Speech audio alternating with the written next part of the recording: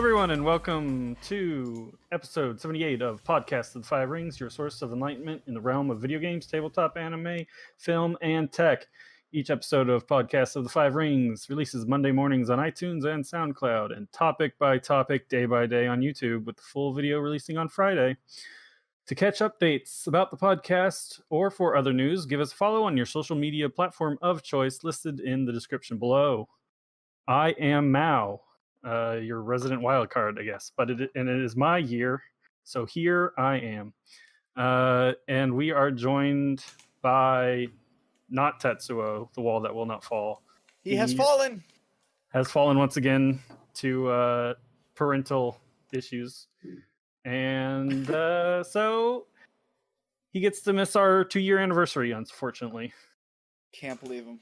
I can't believe we miss our 2-year anniversary of our podcast. I forgot to stop and get the paper poppers. I'm sorry. But we are also joined by Meta, the cursed duelist, Fortune. I actually can't remember your thing. We've done Close this for enough. 2 years, Mal. I know, but Close enough. I've tuned out for the last 2 years of the intro. He is a blot on all of us. I mean, I'll expect you to our overseer, the guy. I'm the guy. Person, Obsidian, is also here. Let me crack that whip. Can we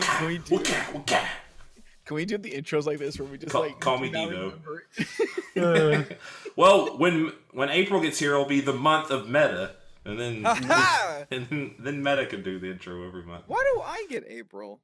Do I get it because it's April showers and I like to shower and I like to rain on everybody's parade? Yeah, that's it. Sure, we're gonna go with that. All right, I can beat it now. Uh, So how's everyone's week been? Shitty. Let me tell you about it. In detail. It's baseball season. It's baseball season, so it's busy. Oh yeah. I guess sports buying will directly impact your sports ball. It is getting to be spring.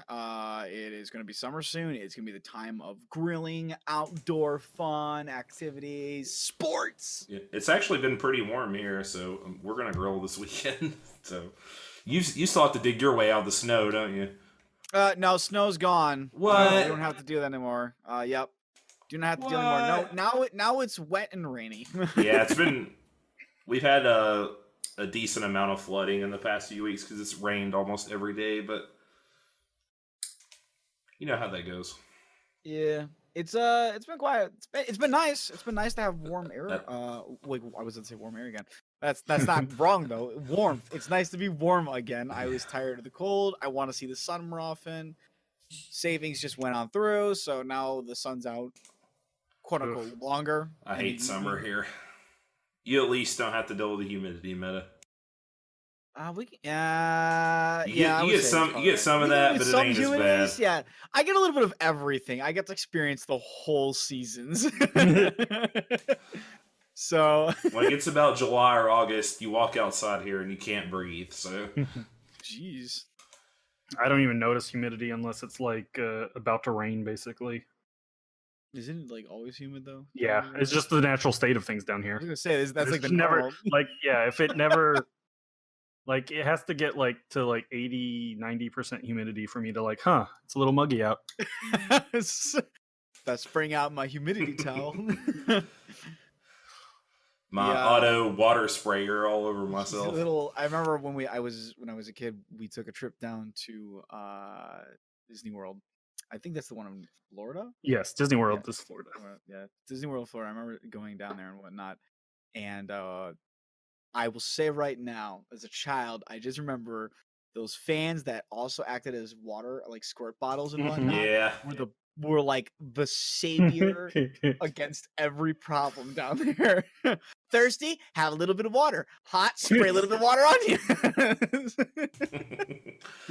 I remember that. It was great though. I was like, I don't even remember what. I think the only ride I do remember actually going on is the Star Wars ride, the Star Wars one. Beyond that, I don't remember every single ride that I was on. I just remember the fan and the squirt bottle, and remembering that. That fan is better than any coaster.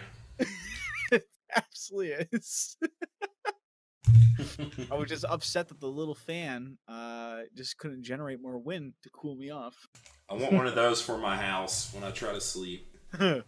Just spray it all over me. I couldn't do that. The sound of a fan going back and forth, like in a room when it's on, like during those hot nights or whatever, and that transition from like the cold to warm, and your body's like, "What's going on?" and it doesn't know how to like adjust yet. So you put on a fan to try to cool yourself off. Those things keep me up. I cannot sleep with them. I have a fan on me at all times. Yeah, I'm the same way. And I don't. Yeah, we had the power go out a few weeks ago.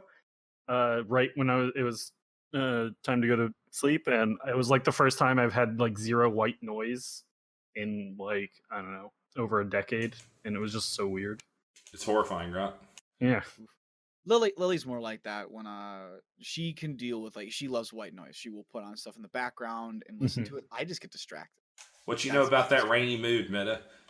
Okay, hold on. I will give an exception to the rainy mood, because let me tell you, rainy mood, that's... I'm going to edit that in like the background of a podcast one day, just the whole time, rainy mood. The whole time it is rainy mood. Whenever we talk about some... well, I'm going to talk about depressing stuff later. Oh, God, no. But you know. So we'll talk about, like, it's going to be ASMR mode. We're just going to go like, and welcome back to a lovely time with your podcast hosts. The sound of rolling dice. Could you imagine that is like things to fall asleep to? You know how they always got like this?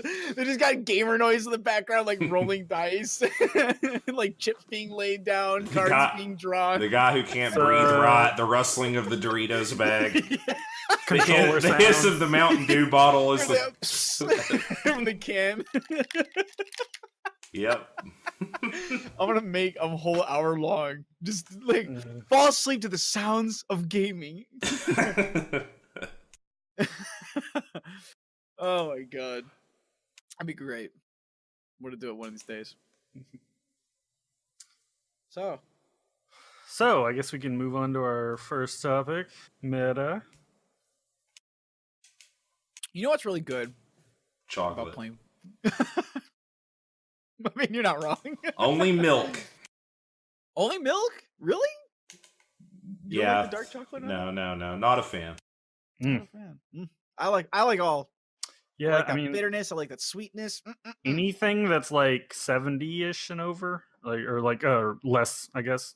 Like anything over that for dark, I'm not really into, but that's about it. Well, that what was it? I don't know if I've ever been. I don't even think I know the difference on the levels of like 70 over or under.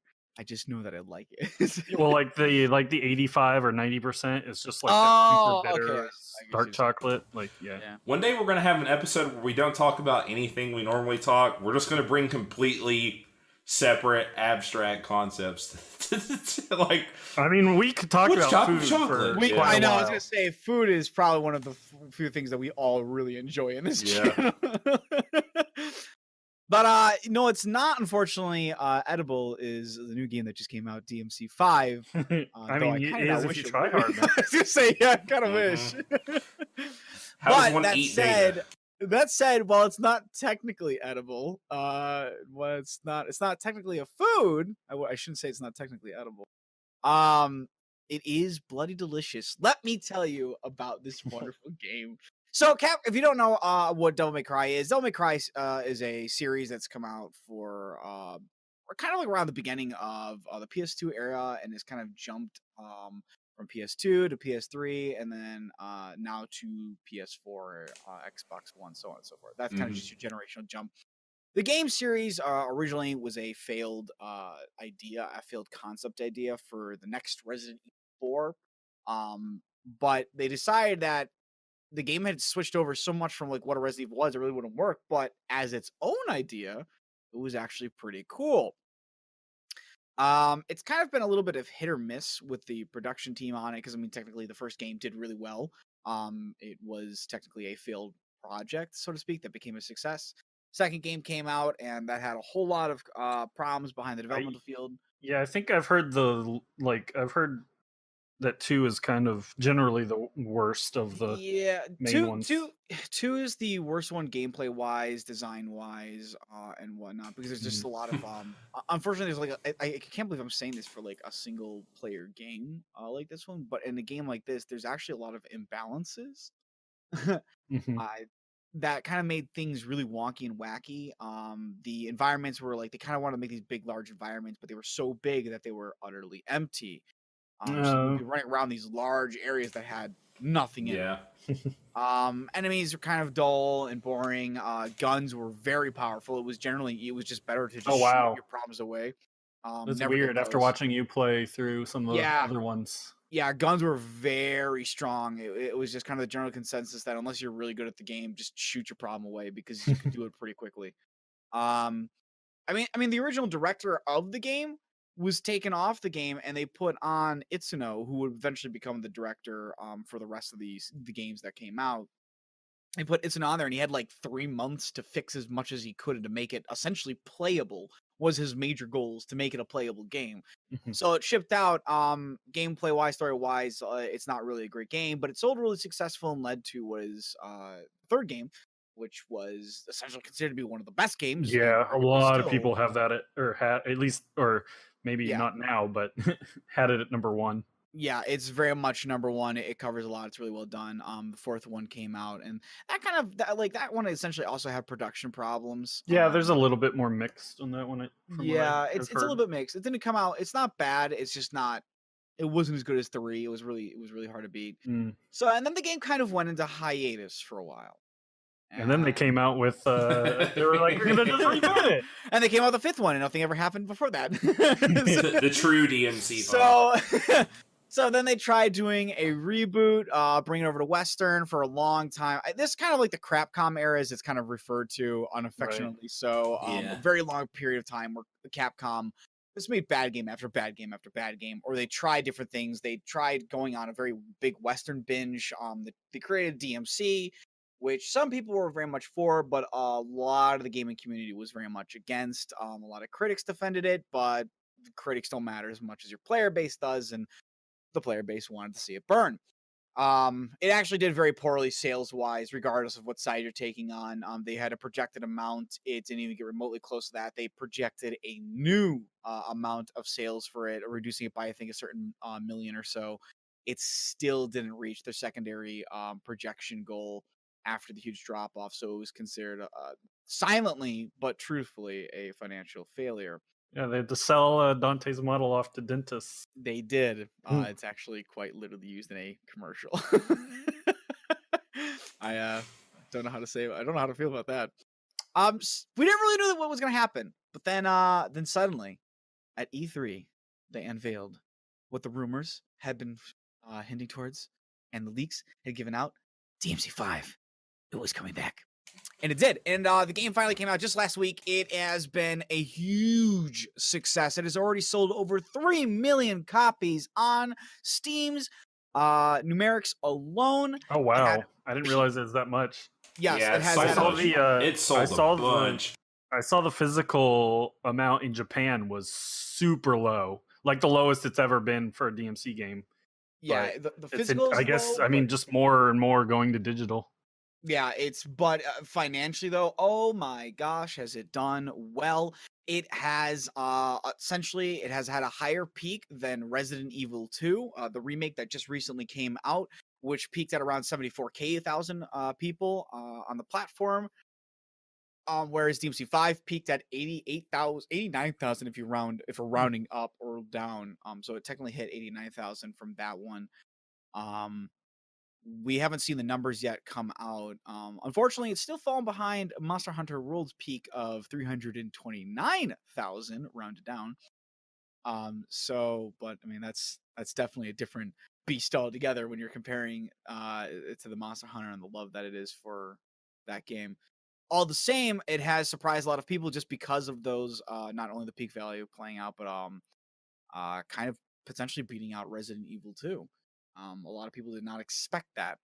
So the game has done financially immensely well, and reviews for it have come out, and it's scored wonderfully. Yep. Majority of viewers on average give it a 9, but some people have popped it up at 10. Some people have popped it down at 8. But overall, it is absolutely worth the money to put into it, Goodbye, and it Crapcom. shows. Yeah. Yeah, Well, I I mean, mean, Monster Hunter was like the start of it. yeah, basically yeah, since Monster the Hunter, they've been redemption really arc. turning it out.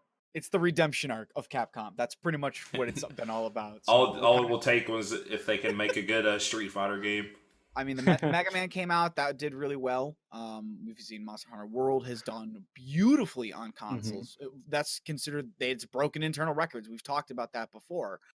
Resident Evil 2 has been good. The remake. Resident Evil 2 has seen tons of love from people. They have absolutely fallen in love with that game. It's done very, very well. So, I mean, this is Capcom just coming out with great game after great game after great game. They are doing wonderfully right now. And there's a lot of reasons for it, but that's not what we're here to talk about. We're here to talk about the beautiful perfection that is Devil May Cry 5. I'm gonna say right now, I really enjoy Capcom with a budget. It's really nice to see like these kind of games actually have like a full-on budget behind them, because DMC5 is not only gorgeous to look at, it runs on the RE7 engine, but more importantly, the game and the combat, the controls, the feel, the design, it's so well done. I honestly am very glad that it succeeded as far as it has. I just love watching the combo videos that people post on Twitter and stuff. Yeah, I mean, that's one of the biggest things. The combo videos are great. I am absolutely loving and to see how people figure things out and whatnot, how to make the most of them, and so on and so forth. Seeing how they like abuse the systems and really like shred bosses, which is like some of the funnest stuff to watch. I myself have only just gotten the Dante Must Die mode. I end up spending a lot of my time just doing the second to last mission, essentially the final battle of the game. I find myself just practicing that fight a lot. I just enjoy the crap out of it so much. But the game is finely tuned. I will say Dante Must Die is a little bit harsh on damage. I don't remember it like this from Dante Must Die on Devil May Cry 4 or 3. But I mean, it's been so many years since I've played the game on those difficulties. I really can't say if it's just that I'm not used to it, or if it's just, or if it's some other reason I just haven't seen it in a while. So it's really hard to say. But yeah, the general response has been wonderful for it. It's been great. The story follows kind of the two main titular characters of the series, one kind of being the newcomer from 4, which is Nero, and the other one being Dante, who are now accompanied by a new character named V, the mysterious V. Is that the black-haired guy? Yes, that is the black-haired guy who's got very skinny, kind of looks like Kylo Ren. Yeah. And whatnot. Funny story about that, by the way. When the game was originally being made and whatnot, they had actually already created the design and gotten the model to kind of like a model for the character V in the game. And then when Star Wars dropped, they saw it and they were like, "Oh shit, he looks exactly like our character." No, everybody's just gonna reference him as Kylo Ren now. It's too late though. We can't. We've already done the modeling. We can't go back. So they kind of just had to ship in and hope that like nobody made Kylo Ren references, which it seems to be free of. Most people haven't, although I have seen a few meme pictures that have quite literally slapped Kylo Ren onto it. So yeah, they're not free of that completely. But essentially, V's hired them to go on and take an evil demon king that has resurrected or come back, who's attempting to extract the blood of humans from the normal world in order to progress towards some goal, and it's your job to go in there and figure it out. Yeah, honestly, the game or the story seems pretty simple. The story is very simple. Devil May Cry, a lot of people will state the stories are never complex. They're not like too deep or crazy on them. And they're very much true. I would say probably the best story out of all of them is 3. Just because it really does touch on some tones and shows the most character growth for these characters. But 5 does a wonderful job. If I really had to rate the story alone, I would say 3 is still probably my favorite, but 5 does a good job. Honestly, though, 5 is a lot. I feel 5 is also kind of like a love letter to a lot of the games that come before because they make references to every game, and bits and pieces about them for here on and out. Yeah, a Um, lot of people said that they feel like or at least going in and seeing the story stuff. Don't confirm or deny because I'm playing through 1 through 3 right now. The they kind of got the impression going in, like the final trailer or whatever, that this was tying most of the stuff up. and it kind of is. It ties a bit of the stuff left over from 4 mostly, but it touches on it touches on 3 and 1 a lot. There's a number of things that are kind of referenced from them and the 2's like. just the forgotten bastard child. Unfortunately, yeah, but 2 gets a lot of love actually in the light novels or the manga. I don't know what they are. I can't remember at the moment off the top of my head. That kind of like are tie in to prior to DMC5, they did a light novel or manga tie-in, and that kind of talks over like how Nero meets Nico. It actually does a fair amount of information from DMC2's involved in there a lot. Um and it kind of like also goes into a little bit of 4 and 1, so to speak, as well, but Yeah, most of it involves around 4 and 2, and kind of introducing some of the characters and how they got here and why they're here. The game even makes references to the anime, Patty Lowell and Morrison, who kind of really made their debut, so to speak, in the anime. Both have a bit of roles in here. Morrison has a small role. He shows up both in the beginning and at the end. Patty Lowell even gets a line in it. She shows up in one scene, more calling Dante, and then Dante desperately not wanting to answer that call. Um, so it's been it's there's a lot of love towards it, and it's been wonderfully refreshing. So Yeah, when yeah. did 4 come out? 4 came out, I think, like when the PS3 launched. Let me look it up real So quick for that. 7 or 8? Yeah, I think it was like 7 or 8. Let me check it out here. 2008 of January 31st was Yeah. DMC4. So that is the It's been a last. wait. Yeah, that is the last one in this in the series prior before the reboot, because the reboot came out 5 years after that. It's quite literally the reboot came out in 2013, and then it's only been 2019 that we finally saw the drop. So it's been technically 5 years in between each game, Mhm. which has been kind of a shame, really. Um, Well, maybe now with this success, it'll be quicker to the next one. yeah, I'm hoping so. As long as they do it right, they take the time, have a good budget on it. That matters the most about it, I think. hmm Um, yeah, the game's wonderfully done. There are little things though that if I have to nitpick, I'm going to nitpick because I like to be objective and unbiased as possible. And there are some things that I do find a little bit nitpicky about the game. Biggest thing that comes to mind is unfortunately the music. Um, Devil Trigger, the combat theme for Nero is It's really by and good. large, it's really good. It's immensely good. In fact, I love that song. Dante's theme and V's theme, I not actually so like much. You like V's theme? Yeah, I don't know. So it reminds me of something that I can't quite remember, but I like it. Although I like it in game, I should say. I tried listening to it standalone and it didn't quite. I don't know. I think the way they're It does a cut little. makes it even Devil Yeah. Trigger, like the way they're cut, like they're cut for they're for the video games. Listening to them like standalone isn't quite the same. I hmm will say that there's definitely a difference when you listen to standalone or not. To me, Devil Trigger, just on a personal level, Devil Trigger to me stands up very well by itself. It's the other songs that don't. I don't Hmm. mind them so much when I'm playing and fighting because then I don't always hear them as well.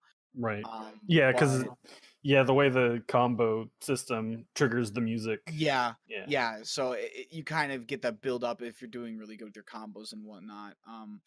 Unfortunately, Or if you're getting hit all over the place, you don't really hear much. yeah, it's true too. Unfortunately, the music just kind of doesn't stand out. A lot of the music for the game just isn't great, and it's kind of sad. I think some of it's good, some of it's bad. I I can say right now for the fact is that generally I can tell like if I really like a song or not because I will go look for that song and listen to it and then listen to it again. I've Mhm. kind of listened to some of the music songs by themselves from the bosses and the like, and they're okay, but they're nothing standoutish, I suppose, at least to Yeah. me anyway. They don't really pop, and that's kind of a shame because I do remember fondly a lot of the music, like again from Devil May Mhm. Cry 3, standing out and popping. Devil May Cry 4 kind of had the same problem. I think as 5 did, is that the music didn't fully pop. Some of it did, some of it did better. Ironically, I actually think if you have the soundtrack for DMC4, they actually give you all the songs that are used, even the ones that are utilized in the scenes themselves. They don't just give you the fight songs. So the way the tracks are worked, if you do the cutscene like OST for it first, it will lead into the next track quite perfectly. I've actually found that some of the songs that lead into the boss battle are better than the actual boss battles for 4, which is really weird to think and say, but that's how it felt. Some of the boss battles just weren't all that stand outish. 3 really was the one that kind of really did well for me, I feel. The other thing I would say is that with any of these games, they get better as time goes on. DMC3 is pretty much like my perfect example. Is that and like in a lot of these games is that as time goes on, they end up getting the camera works better with you, the controllers are more precise, Mhm. your actions are taken a little bit better into account and whatnot. DMC3 had kind of a if you play DMC1, there's a very strong stiffness. You're playing it now, Obs, so you're Hmm. pretty much aware of it. It's a very Yeah, it is stiff very feeling. stiff. You are unfortunately kind of it's almost like a jumping in Castlevania, like the original Castlevania. It's like once you jump, you're stuck jumping Hmm. that direction at that speed. That's just how it is. That's kind of it as in DMC1. DMC2 kind of really sheds off a lot of that shell, but it's still got a teeny bit of it. DMC3 kind of refines it, but doesn't really change, I think, too hugely from DMC2.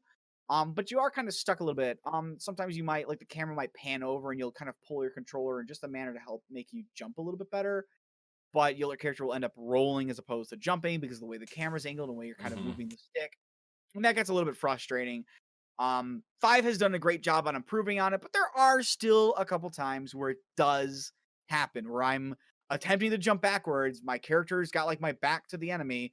So the character's back is facing towards the screen, or at least a little bit of an angle of it. And I guess it's just enough of an angle where if I hold back and I don't actually hold towards the back of the character, but hold back towards me, it's enough where it registers as, okay, he wants him to roll based on his positioning in the game as opposed to jumping back, Hmm. which has unfortunately led to me getting hit a couple times. It's not killer though. It's rare it happens. So again, it's more of a nitpick than anything else. Um, Oh, what else can I say that is kind of a pain in the butt? I would say some of the character designs and changes for the characters themselves are a little bit different off.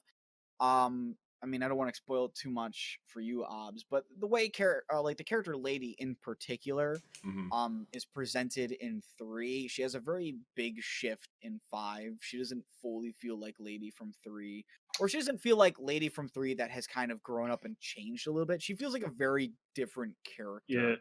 I mean, honestly, from watching through, you could remove Lady and Trish from the game, and it probably wouldn't make much of a difference. Yeah, and that's the other unfortunate part is that they kind of really had no weight to a lot of what's going on, which is kind of the same thing that would happen with 4. At least in that one, Trish had some stuff going on for her of what she was doing, but honestly, she could be removed from the game and it really wouldn't have affected much. And Lady pretty much just shows up to give the job on to kind of like give some background stuff when you get later into the game. Yeah. But at least in that one, they kind of had their bits for why they were there, or at least why they showed up and why you got to where you are now.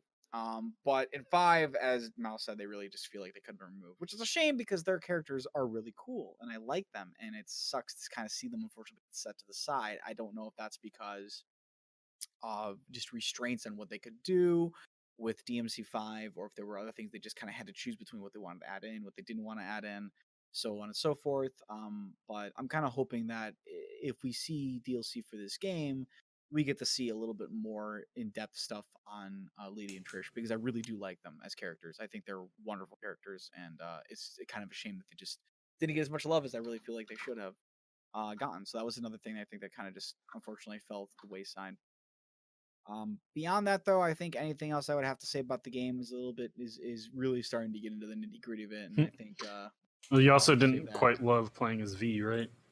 Oh yeah, that's true too. Now this isn't to say V is a bad character. V is not a bad character. I'm gonna preface this right Narratively, away. he's fine. Like Narratively, he's fine. There he's are very people who, like edgy, like in it, yes. like I almost love his brooding almost more than like yes. the over the top of the others. It's like where the other characters kind of these over the tops. Where Dante's always like nonchalant about everything. Nero's always like kind of intense and rebellious about everything.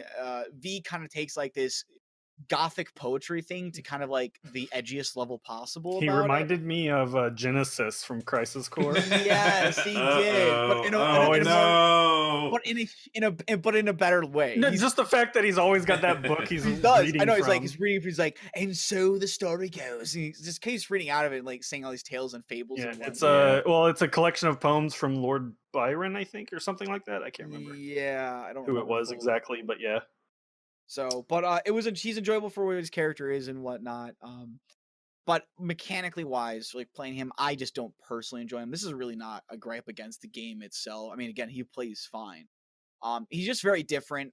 Because the way, like normally the way the game works is that when you're fighting or you're playing, you have to choose kind of between either swinging the sword or shooting the gun, and you have different options for them. You can charge up shots while you're stabbing someone and the like, or you can do like combos and switching between them. But the way V works is that his gun and his kitty cat can attack all at the same time. His gun being his griffin and the kitty cat being his bird named Griffin. Yeah, his bird not named a literal Griffin. Not a literal. Yeah, it's true. Although he technically was a literal griffin because he's based off of the one of the games. So I just meant it's not the it's bird not. lion. It's not. Oh yeah, okay. So you're saying it's not bird lion. Yeah, it's true. And the way that plays out, and normally this is fine because I mean Virgil kind of played like that in 4 and 3 when you got to play with him because you can actually shoot off his summoned swords while you're slashing, so it's not a big deal. The problem is that a number of different moves are kind of intricately linked to it, and that the issue being is that the bird and the kitty cat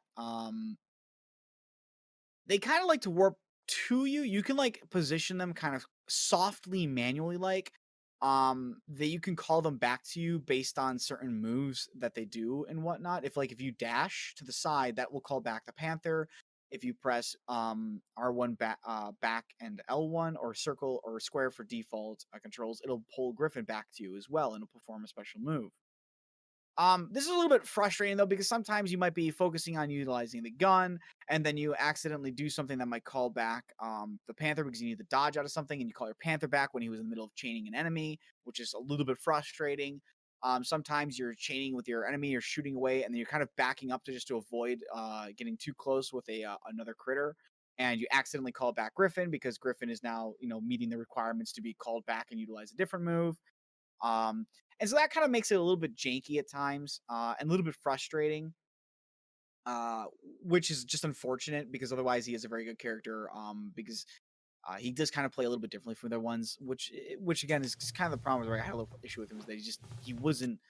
That was like the most frustrating thing is unfortunately screw myself over because of the way these mechanics work, and I'm just trying to adjust, and because of that they have certain mechanics that call back and don't call back, and that was the only problem with him. He played, like I said, though, he plays mechanically fine.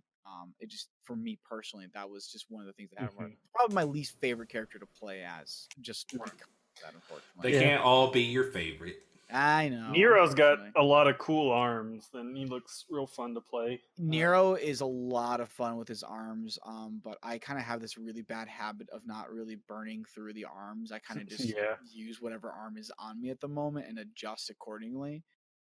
Which kind of diminishes what he can do because you kind of should utilize them, burn the arms when you can. With another arm might be better for the moment to moment, and that's kind of like what he is. He's got a lot of options to deal with something, but he just has a limited supply on how he deals with them with those arms. But I love the arms; they're great. They're so fun. They add a lot. Nero's a blast to play just in general, and then Dante has all the tools. He literally has the whole kit and caboodle and the kitchen sink. I mean, I could see him fighting with kitchen sink. I could see him fighting with kitchen sink in this game. Yes, it would be absolutely fine. So yeah, DMC5 has been a wonderful blast. I recommend anybody to pick it up. It is an absolutely fun game to play, even if you're just playing it for just a single run through. It's absolutely worth the $50 or $60. I don't know what it's currently priced at, but it's absolutely worth the money to spend on it. It's a beautifully well done game, and you will enjoy the ever living getting out of it. And first DLC coming out will be Bloody Palace, which is essentially just a gauntlet of beating enemies. It's also theorized that Virgil might be playable in this because there have been some code leaks that have shown that Virgil is a technically playable character. It's supposed to be co-op, right? Or co-opable? Apparently so. Yeah, it's apparently supposed to be a soft co-opable. Apparently multiple people may be able to join in and play Bloody Palace together, which would be really cool. A lot of people have, I mean, I think this is kind of like one of the first real big action games I've ever seen do this kind of thing. Generally, they're a very solo player experience, the dying genre. And and to see something kind of like this co-op thing being elementally added to it, I really wanted to I really want to see it in play, and then I really want it to succeed. So yeah, it looks. I watched you play a lot of it, and it looks real fun. I'll probably get it when it goes on sale because I'm not the kind of person who's gonna like play it a bunch of times, like all the different difficulty modes. But yeah, absolutely. Wait for a sale. If you're not gonna play through a lot of it, then wait for a sale. There's no biggie. Yeah, that's my goal to you. It's a great game. Absolutely recommend it. So very much pleased to see that for your weather this year. All right, Mao. It's the month of Mao. So, well, I last Saturday went and saw Captain Marvel. You and a whole lot of people. Yeah, I quite loved it. It's the 21st movie in the MCU, and has already made over $500 million, and is the 6th largest world release weekend, despite some loud people on the internet saying it would bomb. So one thing I found odd though was the trailers don't feel quite like they're setting up the movie well. Like, I don't know, it felt like there was some disconnect between the trailers and the movie. But the first act kind of draws almost on Star Trek, sort of like the first act in Black Panther draws on James Bond. It's so Brie Larson is the main role, and she plays Veers, who is a Kree soldier with no memory of her past. Which a Kree soldier? Oh yeah. Kree. I was like, Kree are the they're from Guardians of the Galaxy, right? Yeah, they were mentioned in Guardians. Yep, and then they also show up on like Agents of S.H.I.E.L.D. and some stuff. And yeah, they're a big thing in the comics. They're like an alien empire, and they're ruled by a supreme intelligence. So I'm not a huge fan of Amnesia personally, but I think they were fine the way they used it. She's very rash, cocky, and impulsive to a fault. And to use magic terms, she's like super red, which is probably why I love her. You're trying to tell me she likes it all makes sense. She likes to play direct damage cards a lot. Yeah, probably. You're a big fan of her comics and stuff too, right? Yep. One of my favorite descriptions I saw someone use was when Captain America gets knocked down, he gets back up because it's the right thing to do. When Captain Marvel gets knocked down, she gets back up because fuck you. That's yeah, it's just funny. So she serves under Jan Rog, who is played by Jude Law, and he is constantly trying to train her to suppress her emotions and act like a good soldier for the Kree, and just forget her past. It's not relevant. Forget your past. It's all the past. It's just serve the Kree, and that's all you need to do. And we get to see them out on a mission. There's this bit in the opening where there's just they're like a strike force on a mission, and I would really like to actually see more of that, like a whole movie dedicated to that, because I don't know, that whole scene is just really cool.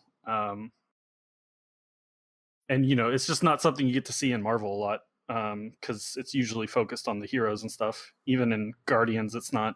I mean, they're just a ragtag group and everything, but like this was like a well-oiled machine taking on a task, and it was pretty cool and with alien tech. Ooh. Yeah, I don't know. It was just neat. It was like, did they kind of just do like a lot of hacking stuff and like, or was it like really? No, like there's a gun that you like paint a bunch of targets and then you shoot it, and then it blows a hole through one person and then bounces between a bunch of others. Oh boy. Yeah. I don't know. It just, the effects were really cool. It's just a dynamic you hadn't really seen in Marvel yet, at least like that. But then shortly after, she ends up on Earth, and we leave the space stuff behind. And it's Earth in the mid 90s, 95, I believe. And because from the trailer, she crashes through a Blockbuster to like really like, hey, it's the 90s. They also use music to really like sell the time period, which I like a lot. And I thought the song's really great. Please tell me, was Ice? No. Vanilla Ice, God. I just needed to know. Ah, damn it! She'll never have heard "Go Ninja, Go Ninja." Go. Oh God, the one thing that can defeat Captain Marvel. One thing that can defeat anybody. Ninja Turtles too. Well, they have come out with Batman and the Ninja Turtles movies coming out. Oh, that's true. Yeah. So they're DC, not good. well. I just remembered they're both, I guess, aren't they? Because they're actually they were created from the same ooze that gave Daredevil his powers. Really? Yeah, and there's it's a. I didn't know that. Mm-hmm. So I guess they have connections to both. I guess I say they have connections because they're kind of like their own base. So I guess. Yeah. It was like it's like a lamp shading or something, or a reference to it. But yeah, it's just funny. I just remembered that. But anyway, I digress. So like when she crashes in the 90s, does she kind of stay on Earth for like forever? Yeah, almost. Basically, yeah. The whole rest of the movie is now Earth focused. Okay. So quick question then, like, does the movie? Because I haven't seen it yet. So, but does the movie like just kind of fall into the 90s then for the rest of the movie, and then? Yes, it takes place over a few days. That's so cool. Yeah. I need to go see this movie just to go live the 90s again. Yeah. There's definitely some 90s, like it definitely feels square in the 90s, like and it's because she runs into Shield, which and it involves Nick Fury, and the age reduction tech is getting so crazy because it just looks like young Samuel Jackson. Yeah. Like that's it. He just looks like he was like out of the past. You can't like, the only time it feels a little weird is when there was a Pulp Fiction reference in it too. I've never seen the movie, so I wouldn't know. But yeah, he kind of has an old man run, but he's actually old, so he is in his 70s. Yeah. Weird they didn't use a stunt double for that, but it must have had something to do with the age technology, I guess. Yeah, I don't know. Awesome. And so yeah, from there you kind of get a buddy cop dynamic for the rest of the movie, and it comes off great. Like their chemistry is so good. The way they work together, I loved it. And it's nice to get to see more of background on Fury after all this time. All the movies he's been in, but he's been very closed off because that's who he is. In this, you get to see him as a young Shield agent, like in contrast to before he becomes the director and all that, and the huge name he is in Shield. There's also a cat in the movie named Goose, who is great and steals a lot of the scenes it's in, and I have to go see it. You just get you get to see Nick Fury just like fawning over this cat. Like it's just great. That's amazing. Mm-hmm. And then there is Ben Mendelsohn, who plays a lot of villains, and he is Talos, leader of the Skrulls, who the Kree are trying to eradicate. And he does a really great job. He doesn't come off as just a boring phase 2 villain, right? Like from Marvel. He comes across as kind of very affable, even like when he's got he's torturing you or whatever, probing you for secrets. Basically, it's just I don't know. He just comes across much better than some, or at least some of their older villains. I think Marvel is just getting way better at writing the villains. Yeah, and whatnot. That's good to hear because I mean they're obviously a very big part of the series and movies in general. If your villain's not fun or if your villain's not a good villain, so to speak. Yeah, they moved away from the disposable one-shot villains, basically. Which is Although Ronan is also in this movie from Guardians. Yeah, and so is the other guy from Guardians. I cannot remember his name, but he's like in the start where he finds Star-Lord and he's like, "Who are you?" He's like, that Star-Lord. Who? That guy. I can't remember his name. But he's part of the strike team with Veers and Rog. But I did enjoy seeing like more using the character, even minor characters more. Like they're going to end up with such a huge just a huge catalog of characters in their movies. It's nice when they can use some overlap. Also, that's always better than like generic Soldier A or whoever. Yeah, even like it's not a whole lot. Also, Coulson came back for this because it's in the 90s before the Avengers when he dies. But he's not. There's not. Honestly, I would have loved more of him. He's not in it a whole lot. It would have been great to see more, but I can understand why they didn't use him a whole ton because he's just some like rookie. Like, I think he's like his first week on the job or something. That's it. But also, so no romance subplot, which is something I will always enjoy in like action movies, basically, where they like a lot of them seem to just get it crammed into the. Yeah, you don't want to force it in. Right. Like, I mean, does every phase 1 movie have like some romance subplot? Yeah. But yeah, so none of that, and instead you get to focus on Veer's relationships with her mentor Jan Rog, and then those on Earth and her figuring out who she is. Though in over 20 movies now into the MCU, I've kind of gotten met on origin movies. They are kind of, I think, the weakest link in a story, which we haven't had one since Doctor Strange, because they like, or at least not jumping straight into a new hero since Doctor Strange, because Black Panther got some time in Civil War, and so did Spider-Man, who everyone knows his origin by now. Yeah. Good Lord, does everybody know his origin? But they did use it, like they had her. It starts off, she's already powered up, and they use flashbacks in like a good way to catch the audience up. Overall, I just think the character work in the movie, like the story's nothing special, but I just loved all the characters in the movie. They all were just great. I think every role was just so good. And then the movie ends up like it has some good turns and lampshades some tropes that I can tend to be like overdone. They just which I always love. I don't know. And there's more I could say about it, but I don't want to spoil it. Ultimately, it was another Marvel movie, which they've gotten pretty good at making them. They've also, I think they're getting better at the whole letting serious moments hang without, it immediately undercutting it with a joke. Yeah. But the movie is still pretty funny. Personally, I'd put it between like an 8 or 9. But like critically, it probably is closer to like the Captain Strange level. Yeah, I've seen most people say it's like pretty much like the norm. Doctor Strange, as far as quality was. Right, and it is between like everyone's waiting for Endgame.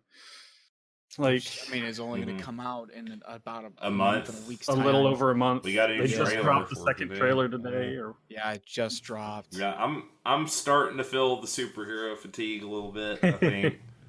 I mean, I'm honestly surprised it took so long. That's why I haven't seen this yet. Like, I'll probably just honestly wait till it. I don't know if it will be out on video before the new Avengers. No, it won't. Maybe I'll wait till a cheap theater or something. But I was like, oh yeah, that came out. I'll still go see them. Like, I think I'll always see a Marvel movie. Yeah, I think I'll probably be done after Endgame, because it'll be like the nice bow, and then there you go. I mean, I think Spider-Man looks. Or as far as like seeing them, like really caring about seeing them really quick and stuff like that. Yeah, because I'm starting to fall off on that a little bit. So. Yeah, I liked it a lot. It was definitely appealed to me, and my roommate loved it too. But now it's just it'll feel like an eternity waiting for Endgame. It's only not that long now. It's like the first week of May. Just gotta live for another month. I think it's the 26th. Just gotta live for another month. The 26th of May.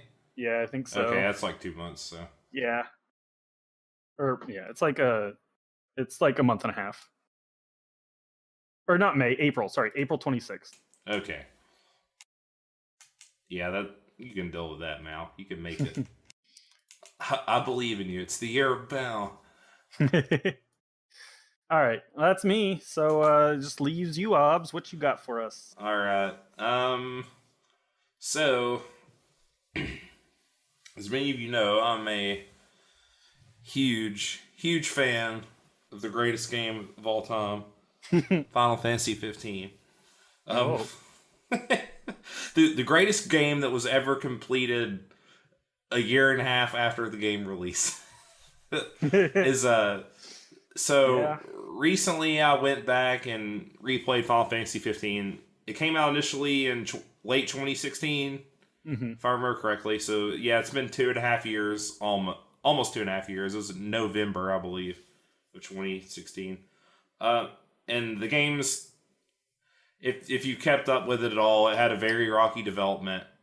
It took at least 10 years to make. Like Nomura, an active development, basically. Yeah, for 10 years. It was Nomura's project for a while, and then he got moved to Kingdom Hearts 3, which basically it seems to have ruined his life, based on some of the things he said. But and then Nomura. Yep, and then Tabata caught on and ended up basically keeping a lot of the thematic stuff, but redoing a lot of the story and some of the gameplay. And it had many infamous delays, and which I think led to them kind of going, we kind of have to release it at this point. Like the story around the game being delayed is just like too crippling for us. I'm sure the Square Enix higher-ups were like, we got to get it out, just get it out. And that's why we got basically the incomplete version of the game. So, like I said, I went back and replayed it with a lot of the updates. Some of the stuff I didn't, like story stuff, I didn't really notice. But, I mean, the big additions to the game are the character DLCs. The episode Gladiolus, episode Ignis, and episode Prompto. They're the three main other party members other than Noctis in the game. For those who don't know anything about Final Fantasy 15, the gist of the story is that Noctis is the prince of Lucius. An invading empire comes in and basically kills his father while he's on a road trip to marry the Oracle named Lunafreya, who is was like the princess of a kingdom that the Empire conquered many years ago, and it's supposed to basically be like a peace marriage between the countries. But the Empire comes in, steals the crystal, and Noctis and friends, his party members, have to go get the crystal back. So, the DLC, obviously, since they're named after the characters and focus on the side characters, actually do a lot to kind of flesh out some of the characters' thought processes, because a lot of what you get in the main game is them more playing off of Noctis. Right. And it's more about how Noctis feels about them and less how they feel about Noctis. which or these even DLC what's going on. Yeah. Exactly, and these DLC do a really good job of kind of spinning that around because And they got progressively better as they went. they did. Gladiolus is the worst one, and Ignis is the best one. It's kind of almost frustrating that they have had such a jump in quality like that too. Because Yeah. I really think if they'd have given a full shot from the start and they had been able to do everything from the get go, it could have been way better. The Gladiolus one is trying to play as an action gamey kind of thing, Yeah, but it's still kind of slow and clunky like Final Fantasy 15's combat is. yeah, It's a little bit. It's got a little bit more crunch to it, but not. It's not enough nothing to make special. It's not enough to try to force the shift that they want, and I think that kind of might just be marred in the base system that it's utilizing to do all of this in the first place. So Yeah. So Gladiolus is the King's Shield. He's the big gruff berserker. Like he uses a great sword and a shield as his other weapon because he's the shield of the king. So his story is all about basically he wants to fight Gilgamesh. Who is the first king of Lucius's bodyguard, essentially, and kind of like was the start of the whole King Shield thing, which I didn't even know until I watched the Arden anime episode they released a few weeks ago. That's who Gilgamesh was. Yeah, I didn't know that either. So, and again, this is how like one of the big failures of the game is that. To get the whole picture of the whole story, you have to have everything. Yeah, you have to play all this stuff. It's cool as a concept, like interesting. It just didn't really work out. I mean, it probably people would probably complain less if it had been like free DLC stuff, but having all this like paywalled content to understand the whole story is not exactly kosher.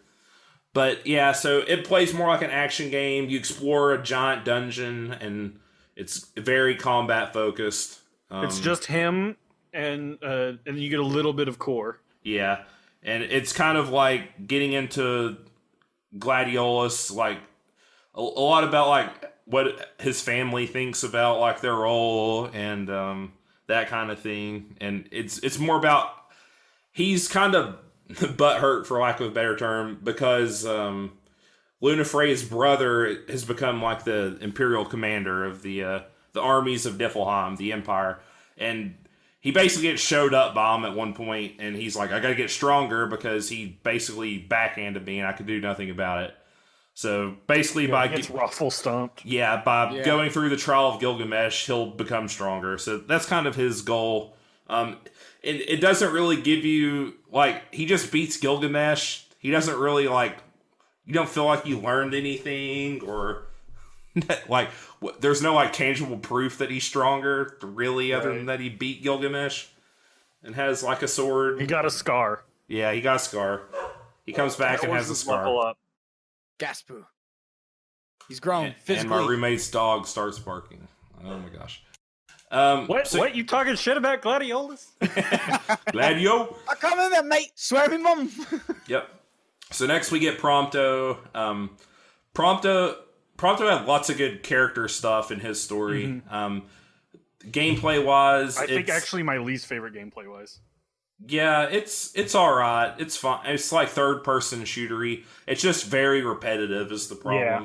I just found myself like grabbing an AR or a rocket launcher whenever I could, and that was just how I played it. Yep. So Prompto is his whole character personality is to be aloof and goofy and overly friendly. He has a complex kind of about which actually people not liking him. The prequel anime also his is my favorite episode of the prequel anime actually. Because he was a little chubby boy as a kid, and he wanted friends, and he really wanted to become friends with Noctis, so he worked hard to basically like build up the confidence to introduce himself to Noctis. It was I was going to say is like probably again I actually have to agree with you guys. Like probably my favorite one was that one, just because a lot of it was all self doubt. It was all self doubt. Him getting thinner, all of it kind of like meant nothing because when Noctis was friendly to him, even when he was Yeah. was still fat and chubby. It didn't matter to Noctis at all. The only person that it mattered to was Prompto. Yeah, and he got to meet Luna when he was a kid. That's true. Yeah, they actually he had a lot of his character growth, though. He actually got some good stuff in the actual game. That moment on top of the inn, Yeah, with him and Noctis is really good. yeah, and that's just like standard game stuff. And I remember saying that. Talking about. I think when we were talking, you don't remember that, Meta? I don't remember that scene. Yeah, no. It's like a little side. There's like a certain chapter, I think, where you have to stay at the inn at the crossroads in the first zone, and not Prompto will be like, "Hey, man, can we talk for a second?" And you'll go up on the roof of the inn, and he kind of talks about the kind of issues you have. He's like, "Am I like contributing to the team? Do you like me? Does everybody want me around?" Holy crap, man! I think I missed this. I don't think I ever stayed at that inn. Yeah, it's a really good moment, and I wish they had given them to all the other characters. Right. I kind of wish those moments had been a little bit more, as silly as it sounds, a little bit more forced. Like, go to this inn and at least sleep here for the night, or give like a story reason, like why you should stay at that inn for the night, just so that you don't miss those moments. Because I have no idea. I don't know what the trigger is. I'm not sure if it is a certain inn or not. Yeah, it could not be, but I mean, it might be staying at an inn as opposed to camping. I know it's definitely staying at an inn. I definitely I think I remember a scene with Noctis and another character at the camp. There's one with Gladio where he's like, "We got to get up and train. Let's go run on the beach or whatever," and you go do that. Oh, I don't remember that one at all. Yeah, you race him on the beach at the where you're supposed to take the boat to go to.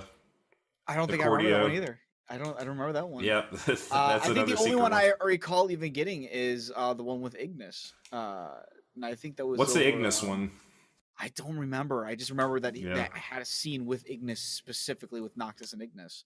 The the one between Prompto and Noctis that I remember was the one where you have the giant creature in the lake, and he wants you to take a picture of it. That's the scene I remember. But I don't remember this Gladios one or the. Yeah, the Gladio one's pretty early. It's pretty funny. Because he's like, "You're always getting up way too late. You need to start running." He's like, he's going to chew you out constantly and stuff like that. So you have a little race with him, an in-game race. If you beat him, you get some experience, I think. That's awesome. But no, okay. You do have to sleep at Old Lestalem in after 3 or 4. It's a good scene though, and it's basically foreshadows what you're going to get in the Prompto DLC. Which also ties a lot into his actual backstory from even before the anime. So like where he comes from. Big spoilers. You don't want to get spoiled for a 2.5-year-old game. But so Prompto's whole thing is that he's basically an MT, which is a biologically created organism that the Empire manufactures and mass produces as their soldiers in war. So he's one that he was one that was going. I think the episode explains that he was one that was going to get killed. And who was it that basically got him? I can't remember. Don't remember the name. One of the characters helped him get over there. I feel like. I don't remember. It's been so long since I played the game. Honestly, with all the updates, I think you going back and playing it again is probably one of the best things that could be done. Yeah, they're clones of the one old guy, right? Yeah, the Magitech research guy for the guy Empire. voiced by Steve Bloom is what I really remember. He's in like one scene in the main game. So you go kill him. He's basically put himself into a giant spider. It's basically like a new weapon, essentially, the Empire's created. And that's cool, and you get lots of cool scenes with him and Aranea, where Aranea is like, you need to man up and stop. There's a lot of those scenes in this game where people like chewing people out for being too down on themselves and going, hey, you need to like... You can feel sad about yourself and the world's not ending. Pretty much. And his is more of a third-person shooter-y style type of gameplay. Then we get Ignis DLC, which is objectively the best one. Mhm. It has the best story stuff. It's got the alternate ending. Its kind of gameplay gimmick is capture zone-y kind of things, but they don't really matter that much. Like, a quest will be capture this zone, and you capture it, and the story progresses, but it tries to do stuff with the zone aspects. Basically, while Noctis is fighting Leviathan and Lunafreya is doing the ritual, the group gets separated, and Ignis has to go basically like get Noctis the heck out of there. And his whole story is just about him not abandoning Noctis, and he gets lots of great scenes with Arden and Lunafreya's brother. You actually get to party up with Lunafreya's brother, and yeah, like his story's really good in that. The gameplay is super fun. Is him because he basically you fight with the daggers and you'll equip different elements on them and they'll have different effects based on if you have fire or blizzard or thunder on the daggers. Like one will be for single target, one's for crowd control, another one gives you more movement options and stuff. And I was like, okay, now this is like the actiony combat more so that the Gladiolus was probably trying to aspire to. It was actually really fun to play that one. I did a lot of just running around and just fighting people in his just because I was having so much fun playing as him. And you can't really talk a lot about his stuff without spoiling the whole game, so I'm not really going to get into the story stuff. But yeah, his whole thing is about just his like kinship and brotherhood with Noctis and how he wants to look out for him and stuff. Yeah. And it just they do a really good job of deepening the connections, and at the heart of the game, that's kind of is the story of the game more so than the rest of it. Right. It is the character interactions. It's the best part of the game by far, and these do a really good job of developing that and kind of adding to it for the most part. They also add some combat, like you can actually play as the characters outside. When you beat their DLC, it unlocks their node on the Ascension grid. You can unlock it, and then you can switch to that character in the normal game and plays them. So it's really neat. Now, the sad thing is that we were going to get a lot more DLC for some of the other side characters who I wanted fleshed out. Lunafreya was going to get a DLC. Aranea was going to get a DLC, and Noctis was going to get a DLC. And we're only getting an Arden one. Yeah, it's real sad. I really wanted Lunafreya and yeah, because they needed more screen time. I would have liked to see a lot of the characters expanded because I think it would have really helped the main game in general. I think all the episodes involving the characters, regardless of how successful they are actually or not, would have been nice because unfortunately in the main game from the time playing it back then, you didn't always get a lot of those characters. Nope. Noctis, Ignis, Prompto, and Gladios were the only four that you really get a lot of understanding and time with because those are the people you end up playing the whole game with. But everybody else, where you could get some sense of empathy. Yeah, Lunafreya really needed it the most. Yeah, she desperately needed something, and it's a shame that she's not going to get that. She's always going to be kind of this character. It's like she clearly has a lot of presence and meaning, but we don't know what that is. Yeah, we don't get to see her side of a lot of things. Yeah. Any development you want from her, and it doesn't even really give a lot to her, is the movie. So the I can't remember the name of it, but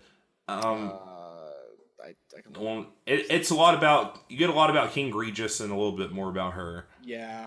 And you get to see Diamond Weapon, Kingsglaive. Kingsglaive.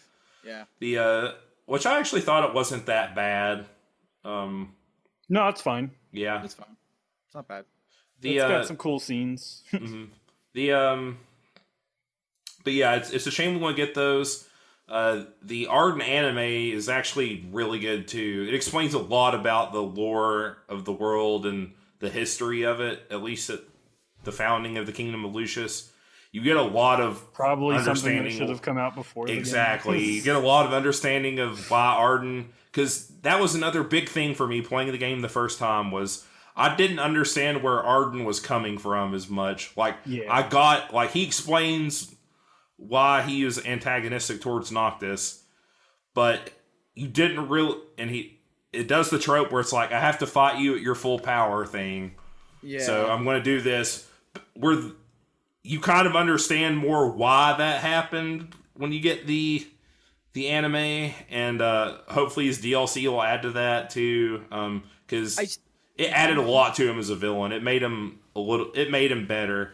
And he was one of the weaker parts for me in the my mind as to playthrough. why he needed to fight Noctis, or what was it that Noctis was his enemy for what reason again? It's been so long, Yeah. and I didn't really deep into it. Basically, when Lucius was founded, the crystal chose the king. The choices were him and his brother. Arden was like a healer who wandered around and healed the Star Scourge from people. And it basically, the anime implies that as he was healing them, he was absorbing the Scourge into his body. And because of that, like, the crystal was going to choose him as the true king. And because he was going around healing people and absorbing the Star Scourge, which is like the source of demons, I believe, in the world, the crystal basically like rejected him at the last minute, and then his brother tried to murder him, and his brother to usurp the throne essentially, and his brother also killed his betrothed, who was the Oracle at that time. Jesus. So basically, Arden was cursed with immortality. He had to watch his brother steal the throne, at least in his mind, steal the throne. And Noctis is the direct descendant of that person. So he basically wants to kill that side of the family and get revenge on it and the crystal for. Do they explain why he waited so long? Yeah, like this is really weird. It waited so long. Maybe the DLC will. I don't. Yeah, The anime I can't remember if he was like tied up, basically, right? Like, yeah, like was there something that he had to do? He may have been imprisoned or something. I can't remember if they mentioned that. The crystal absorbs him. The problem is the game doesn't explain why the crystal absorbs him, really. It just is kind of a thing. That's probably, I'm guessing, maybe what Noctis's DLC might have done. It might have filled in some of the gaps in the time skip. That would have been nice. Kind of reminds me of that scene from Monty Python where he's like, "She turned me into a newt. I got better." Exactly. It's kind of like that. It's like you just say it happened. You just gloss over it. It's not important. It's not important right now. Yeah, I mean, maybe the Arden DLC might tell us why. What was going on with Arden for that time? Yeah, they wanted to. Definitely needs it. They had to skip over him, like completely destroying Lucius, I guess. But, anyways, so I'm really looking forward to that. But again, it just reinforced that. I just wish they would have waited like another year and a half, and put all that in the main game. Because if they'd done that, I think it would be regarded by most of the fan base like has an okay opinion on it, but no one really comes out and says like it was an amazing experience or it was worth the wait. I mean, it definitely has its issues. It could have been with all the meat and the gaps filled that a lot of this stuff fills. Like the big thing I noticed story-wise was that in Chapter 13, you can not play as Noctis. You can play as Gladiolus and Ignis, and you get some more story stuff there. As they go through like different parts of the dungeon of Niflheim right there. So yeah, it just could have. It's just a look back of what could have been, and but replaying it was a very fun experience. I still really love the game. It's still like my third favorite Final Fantasy, just because I think it really does the character stuff better. Like the characters are feel like authentically close knit in a way that the other games don't. Like I actually believe they're friends, and you see their whole journey, and you get to live with it and go through. They actually they get annoyed with each other. Yeah, my favorite part is Gladio going in on Noctis on the train is just one of my favorite scenes. And I love a lot of people hate the mission in the swamp where you fight Marlboro. Really? Because they don't like having to wait for Ignis, but it's such a good mesh of like what's going on with the characters, with the story, and the gameplay. Yeah, and if you run too far away, like you get shit on. Yeah, Gladiolus will be like, well, perhaps His Majesty's royal procession can slow down a bit, or he'll like say stuff like that, and everybody tears into Noctis. That part of the game, and deservedly slow. So he's being a little shit. Except Prompto, I believe, is still trying to keep the peace. Yeah, he's trying to play Conciliator. Yeah. So I just love their dynamics. It was fun to replay through them again and like relive it, and it's a very flawed game, but I still love it. I still hold it in high regard. It's just not 6 or 9 level, sadly. It's just it's just because of everything around the game. Mm-hmm. It's just the troubled development. Yeah, that is unfortunately a death knell for a game, no matter what you do. Mm-hmm. But I'm still glad it had some success, and I hope really soon. I don't think we are, but I hope we see something about Final Fantasy 16 soon. Yeah, probably not until after Arden comes out, at least. Yeah, probably not at least till around the time the first episode of the remake releases. Yeah, the FF7. Because FF7 has finally. I want FF16. I don't want FF7 again. Yeah, that's just me. I don't know how to tell you this, Obs, but I know, but they got to make more money. people do. Man, there was a tech demo. What was it? I cannot remember the name. It was like Final Fantasy something. Mm-hmm. But it was like it involved Bahamut blowing a bunch of shit up. But I would love to see the game world that it came from. I wish I could remember it. Yeah.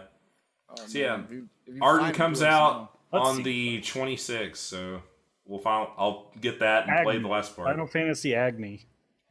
Agni. Huh. Agni. Agni Final Fantasy. I don't think I've seen that. From 2012. Oh, really? Maybe I have.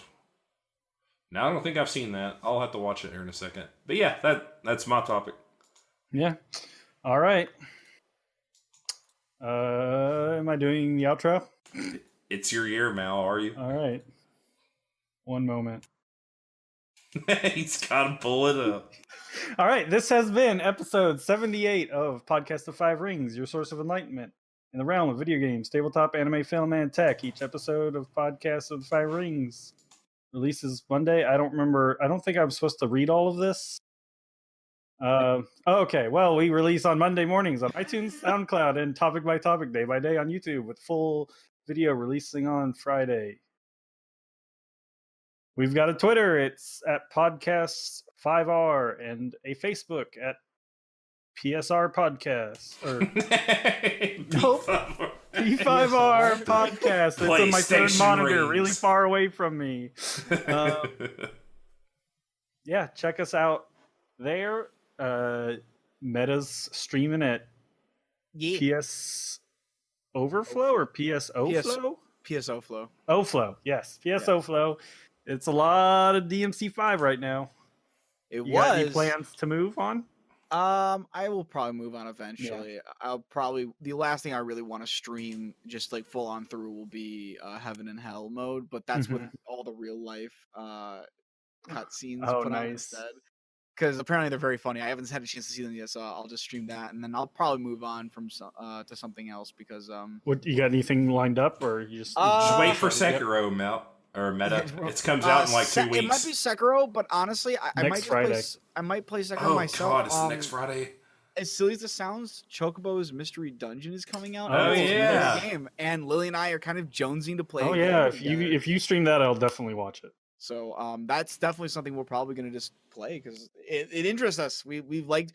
I played the original Chocobo Dungeon years ago on PlayStation, and I enjoyed it. And I've kind of played it every now. I've played like the new one, I think, on the Wii, but that never really went anywhere. I kind of felt it was a bit too grindy. But this one, a chance to play like a 2-player again and have Lily play with me, that will be really fun. So, all right. What job are you gonna play? I don't know. It kind of Samurai. Obviously, I'll definitely jump. SWAT mage. But I might play. I might actually try playing Dragoon as well because I do enjoy Dragoon. I might try Thief out. Thief can always be fun. They're generally got a lot of cool utility stuff. Mm-hmm. Is there anything else to plug? Nope, that's it. All right. Catch y'all later. Later. Goodbye.